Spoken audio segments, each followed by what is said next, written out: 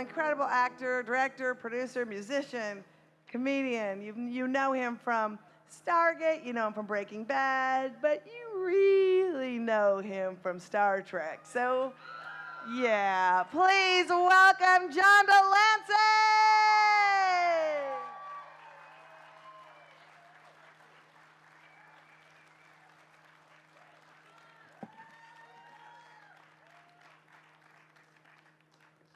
My name is John Lancie, and I am a god. At least I've played one on TV. And I'm here to tell you as a god that I was created by humans. And the words I spoke were written by men and women from high atop the sacred paramount. My creators took great care in exalting me into the position I hold today. And just like all the gods before me, Zeus, Baal, Yahweh, my God creators wanted you to believe that I am the omnipotent one, the Alpha and the Omega. 6 days in the writer's cave, the seventh day to see that I was good, and behold, a god. But I am also here to tell you to beware, because I will manipulate you into doing whatever I want. And others in my name will manipulate you into doing whatever they want. Truth be told, I am not your personal savior. I am not your doorman to some swanky afterlife. Because I don't exist any more than the thousands of other gods that humans have created, worshipped, and died for since the beginning of time. I am the product of your hopes and fears. But if you insist on believing in me, you do so at your own risk. And if you are not vigilant, and many of you are not, I will lead you down the path of ignorance, intolerance, and bigotry. I will feed you absurdities so that you can commit adulteries, all in my name, all because you believe. Now, let me tell you a little story. Recently, I was touring these not-so-United States in a show about the Scopes monkey trial and the teaching of evolution. I was at a major university in the Midwest speaking to a class of 100 college students. The teacher asked the class, how many of you believe the Earth was created October 22nd, 4004 BC? 75 students raised their hands. 75 college students out of 100. Now, I have to tell you, as a god, I have seen and heard a lot of silly things, but in that moment, I bore witness to the death of science, curiosity, and knowledge, and I was stunned. So I asked one of the students, why? Why do you believe such a thing? Because God is my bus driver, she said. What does that mean, I asked. It means that I can go to the back of the bus and party hardy because God is driving my bus. And if 4004 BC is in the Bible, then I believe.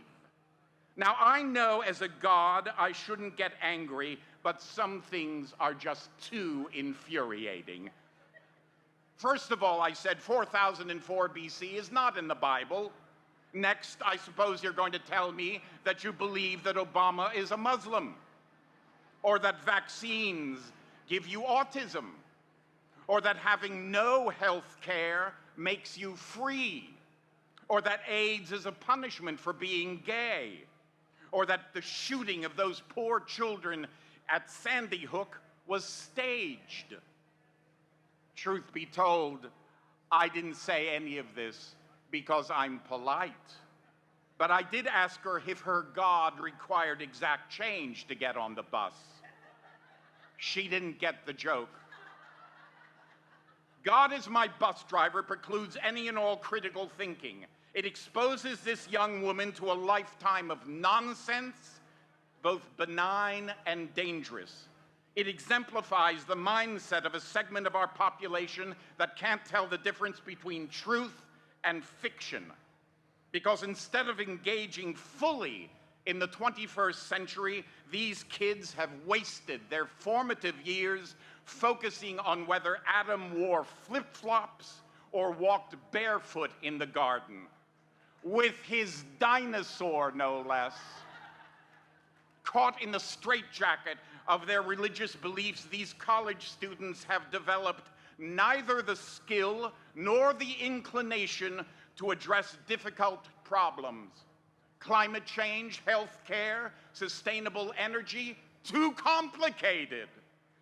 Same-sex marriage, 4004 BC, bathrooms, perfect. Mere belief has replaced thinking. Why? Because it's easier. Because you don't need to actually know anything. All you need is an opinion. All you need is to believe. The Christian Taliban and the likes of Ken Ham have been taking advantage of this segment of the population for a long time. And truth be told, so have certain politicians. This current election cycle is a field day for us gods. A lot of magical thinking supported by little else, certainly not facts or evidence. Look at all the evangelicals rushing to anoint the demigod called Trump. Boggles the mind, right? But that's what happens when you'd rather believe than think, when you can't tell the difference between a liar and a ham sandwich. And sadly, when all is said and done, these people will wonder why they got fleeced yet again. As a god, let me bring some cosmic reasoning into the proceedings. Humans have a right to their beliefs. They have a right to not have their beliefs forcefully taken from them.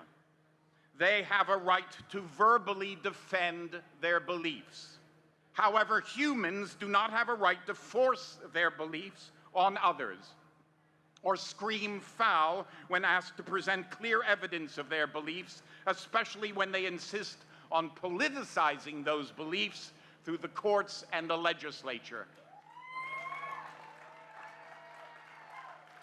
They do not have the right to change the nation's textbooks or rewrite science curricula to suit their 17th century beliefs. This is America, for God's sakes. And I use the term affectionately. The youth of this fair country need to be clear-eyed and nimble. They need to see the world not through the smudged windows of a church bus, but as it really is. The future of this country depends on it. The future of the human race depends on it. So gather up the 8-year-olds while ye may, boys and girls everywhere, and let them rejoice in the inspired knowledge of the 21st century. It is vital that children understand and appreciate the world they live in today, that their thinking not be clouded by disinformation and superstition. Let the children know the facts, that in the beginning is just one of hundreds of origin stories, that humans through the ages wrote these stories to answer as best they could the mysteries of life, that these stories are not literal, that the Bible is not a science book, that the ancient storytellers used the best information they had, but today we know better. Today, as a result of curiosity, passion, creativity, inventiveness, we have a more detailed, a more wondrous origin story than could have ever been told or imagined 5,000 years ago. It is not the final word by any means. It is a story in progress, and it unites all the cultures of our earth. taking us from the caves of Lascaux in the dream time and evolution right up to the CERN particle accelerator. From T to the -43 to the realization that all biological life is one. Today's story allows us to still honor our first attempts of how we came to be. But it also recognizes that those stories were just that, first attempts, and that it is the sacred duty of each generation to contribute and add to our story, because the greatest story ever told cannot be truly great if it is the product of only one book frozen in time.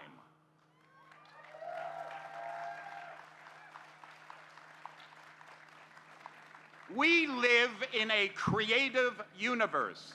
We are one of its creations and one of its creators.